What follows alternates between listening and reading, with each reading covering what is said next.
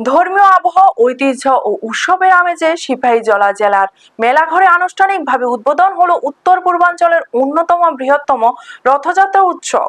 রাজ্যের মুখ্যমন্ত্রী professor doctor Manik Saha প্রদীপ প্রজ্বলন ও রথের পূজা অর্চনার মধ্যে দিয়ে উৎসবের শুভ সূচনা করেন। অনুষ্ঠানে উপস্থিত ছিলেন উচ্চ শিক্ষামন্ত্রী কিশোর বর্মন, সিপাহীজলা জেলা পরিষদের সভাধিপতি সুপ্রিয়া দাস দত্ত, ধনপুরের বিধায়ক বিন্দু দেবনাথ, জেলা শাসক সিদ্ধার্থ শিব জয়সওয়াল, পুলিশ সুপার বিজয় দেববর্মা, মেলাঘর পুর পরিষদের চেয়ারপারসন অনামিকা ঘোষ পাল রায়, প্রশাসনের বিভিন্ন আধিকারিক, জনপ্রতিনিধি এবং বিপুল সংখ্যক ভক্ত দর্শনার্থী। উদ্বোধনী অনুষ্ঠানে মুখ্যমন্ত্রী বলেন, রথযাত্রা শুধুমাত্র একটি ধর্মীয় উৎসব নয়, এটি সম্প্রীতি, ঐক্য ও সাংস্কৃতিক ঐতিহ্যের প্রতীক। এই ধরনের উৎসব সমাজে ভ্রাতৃত্ববোধকে আরো সুদৃঢ় করে।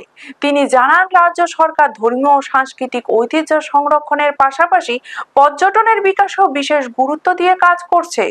রথ উৎসবকে কেন্দ্র করে দর্শনার্থীদের নিরাপত্তা, যানবাহন নিয়ন্ত্রণ ও অন্যান্য পরিষেবা নিশ্চিত করতে প্রশাসনের পক্ষ থেকে বিশেষ ব্যবস্থা গ্রহণ করা হয়েছে।